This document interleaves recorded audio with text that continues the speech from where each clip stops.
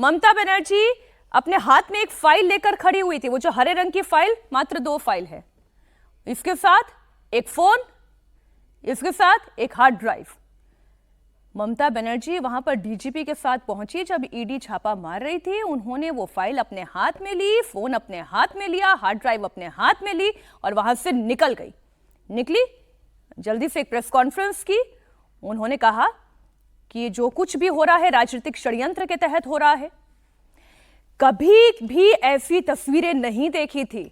इतना बड़ा ड्रामा आज कोलकाता में हुआ। ममता बनर्जी ने क्या कहा वो भी आपको सुनाते हैं, फिर करेंगे चर्चा। The candidate list, the party strategy, the party plan. Is it the duty of the ED and Amit Shah? The nasty home minister, the naughty home minister who cannot protect the country and is taking away all my party documents. If I get the BJP party office, what will be? What will be the result? They didn't have any guards, so my hard disks, see, phone, hard disk, all they are collecting, and they have already attacked my IT office also in Sector 5.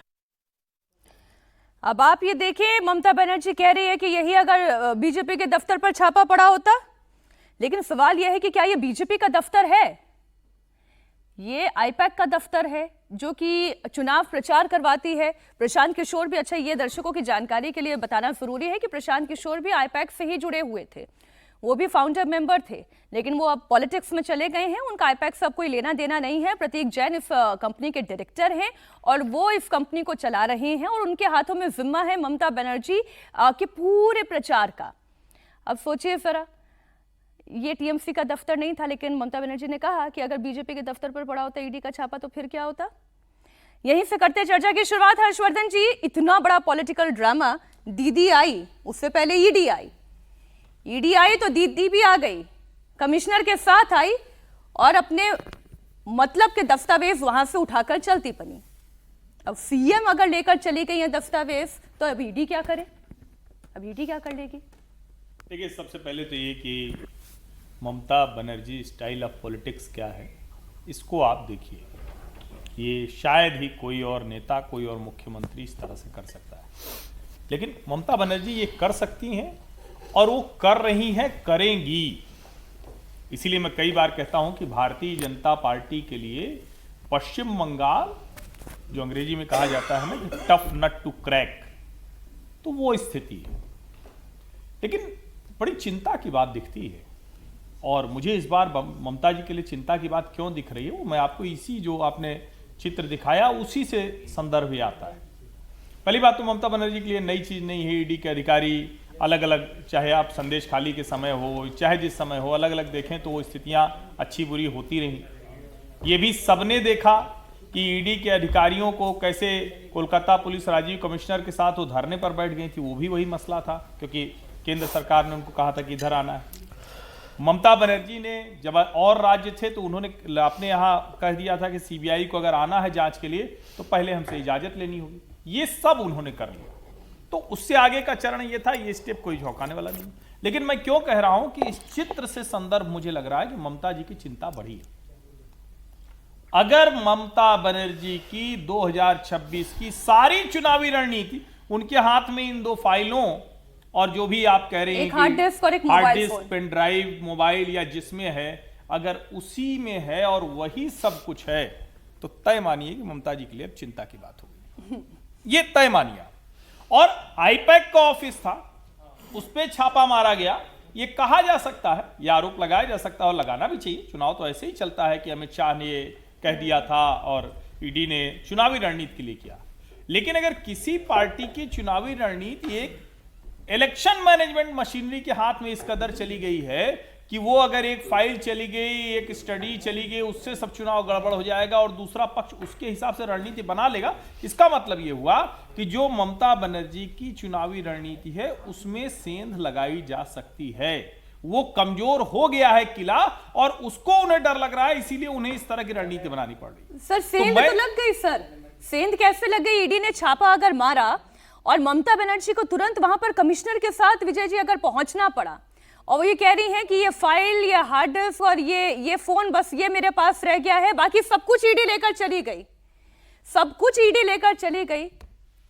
और अगर वाकई में ED पर इल्जाम है कि BJP के इशारे पर काम करती है, तब तो बीजेपी अब देख लेगी करने क्या वाली है, पार्टी कैसे चुनाव लड़ने वाली है। आपने जो कहा ना, इंटरेस्टिंग पॉलिटिकल ड्रामा है ये पूरा सीन जिस तरह से क्रिएट हुआ।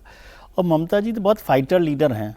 वो जब कांग्रेस से लड़कर बाहर निकली और कांग्रेस के बाद उन्होंने अपनी पूरी पार्टी जमा ली है। ऐसे कम लोग हैं कांग्रेस से निकल कर आने वाले भी लोग, शरद पवार जी को छोड़ दें, लेकिन शरद पवार से भी वो आगे निकली हैं कि लगातार। और फिर वेस्ट बंगाल में जो लेफ्ट पार्टी की सरकार को 25 साल 30 साल के राज को ख़त्म करना और लेफ्ट से लड़ाई लड़ना आसान काम नहीं था। वो लड़ाई लड़कर वो बनी हुई हैं। पार्टी के अंदर भी जो झगड़े चलते हैं वो भी चल रहे हैं। टेक्निकली कहा जाए तो आईपैक का दफ्तर तो टीएमसी का दफ्तर नहीं है। ईडी उसके दफ्तर पर मार सकती है छापा, या क्या कर रही है उनको ज़रूरत होगी। लेकिन क्या ईडी को आईपैक के दफ्तर में वो सारे कागज़ ले जाने थे जो ममता बनर्जी से जुड़े हुए हैं? ईडी को उससे क्या रेफरेंस है क्या नहीं है? और ममता जी की चिंता क्यों बनी कि अचानक वो सारा काम करने के लिए वहाँ पहुँच गई वो सब लेकर? तो ममता जी की चिंता अलग हो सकती है, लेकिन ये भी आरोप तो लग ही सकता है जो ममता जी कह रही है कि भाई ईडी जो है केंद्र के इशारे पर काम कर रहा है और उनकी रणनीति को नुकसान पहुंचा रहा है। लेकिन ममता जी को यदि हम जानते हैं ना, तो वो भी उन नेताओं में से हैं जो अपने खिलाफ हमलों को अपने फ़ायदे के लिए इस्तेमाल कर सकती हैं। इसलिए मत समझिए कि ये वो लड़ाई हार जाएंगी। वो इसको भी पूरा इशू बना सकते हैं कि भाई कैसे ईडी का इस्तेमाल केंद्र सरकार कर रही है या भारतीय जनता पार्टी कर रही है। इसका जवाब भी ईडी को देना पड़ेगा कि क्या हो रहा है क्या नहीं हो रहा।